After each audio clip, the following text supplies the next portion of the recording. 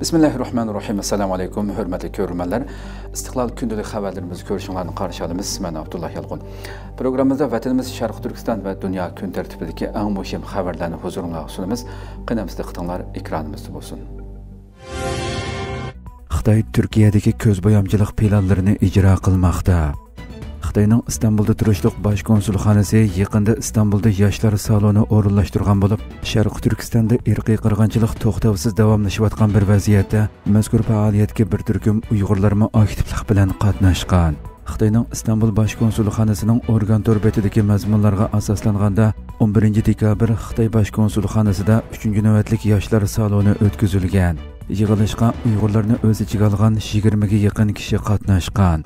Xabarda Xitoyning bosh konsuli Wei Xiaodongning yig'ilishda so'z qilib, yoshlarga Xitoy Kompartiyasining yaqinqi cho'ng yig'inlarining mazmunini yetkazganligi, konsulxonaning 1 yillik xizmatini xulosalab chiqqanligi, yoshlarni atalmish Junxo millati o'rtaq gavdasi engini mustahkamlashga, atalmish Junxo madaniyatining varislari bo'lishga, Xitoy bilan Turkiya o'rtasida aloqachilik roli o'ynashga rag'batlantirganligi qayd qilingan.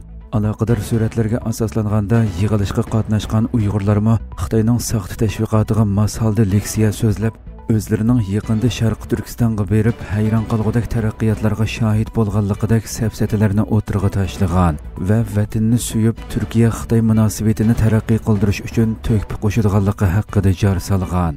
Xitoy bosh konsulxonasi bu yil 8-oydami maxsus Uyg'urlarni nishon qilgan yig'in o'rinlashtirib, Turkiyada yoshlar saloni o'tkazish, vatanga qaytib tuqqan yo'qlashga tashkillash, bolalar uchun Xitoy tili kurslari o'rinlashtirish qatorliq planlarni o'tirg'a qo'ygan edi.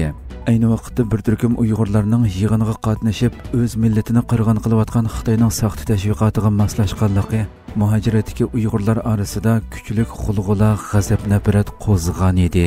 Navbatda Xitoy Turkiyada bir qism planlarini ijro qilayotgan bo'lib, manqurtlashgan az bir qism Uyg'urlar Xitoyning bu jinoyatlariga aktivlik bilan moslashmoqda. Xitoyning DJI qatorliq shirkatlari qora tizimlikka kirgizildi. Amerika Federativ aloqa komiteti 22 dekabr chet elda yasalgan barliq dron uchquchisiz havo apparati mahsulotlarini xavf-xatar tizimligiga kirgizganligini e'lon qildi. Bu qaror dron sohasini monopol qilayotgan Xitoyning Dajang va Daotong shirkatlarining kelgusida Amerika bozoriga kirolmaydiganligidan darak berdi ekan. Amerika ovozining bu vaqtdagi xabarida qayd qilinishicha, Amerika Federativ aloqa komiteti dushanba e'lon qilgan qisqacha dokumentida Amerika hukumatining aloqador organining tekshirish natijasiga asosan bu qaror chiqarilganligini, chet elda yasalgan dron va zapchastlarning Amerikaning davlat bexatarligi va Amerika fuqarolarining bexatarligiga qabul qilg'ili bo'lmaydigan darajada xatar elib keladiganligini ta'kidlagan. Amerika hukumatining bu qarori tuyuqsiz chiqarilib qolmagan bo'lib, Amerika parlamenti o'tgan yili 12-oyda 2025-yillik moliya yilining davlat mudofaa huquq berish qonunini ma'qullab, davlat bexatarlik organlariga 1 yil muddat ichida Dajang, Daotong qatorliq Xitoyda yasalgan dron mahsulotlarining Amerikaning davlat bexatarligiga tahdid elib keladigan kelmaydiganligini qaror qilishga buyurgan.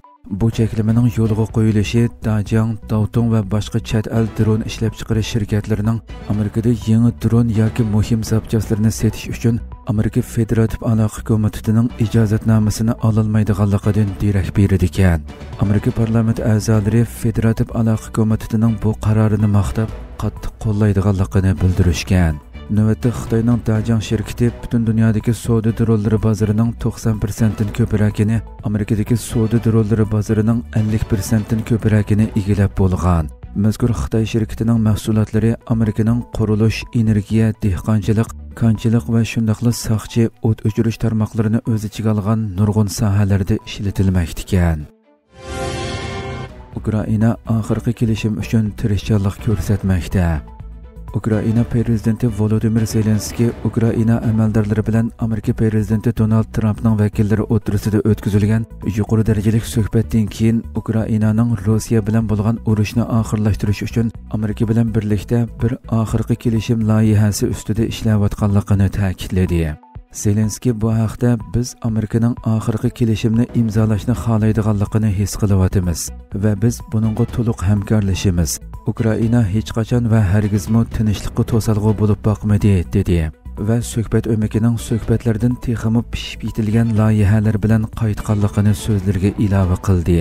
U Ukraina diplomatiya yo'lini davomlashtirayotgan bir paytda xalqaro jamiyatning davlatning energiya sohasiga qaratilgan Rossiya hujumlariga qarshi havo mudofaa boshqariladigan bombalari va qurol-yarog' mablag'i bilan ta'minlashni davomlashtirishi kerakligini ta'kidladi.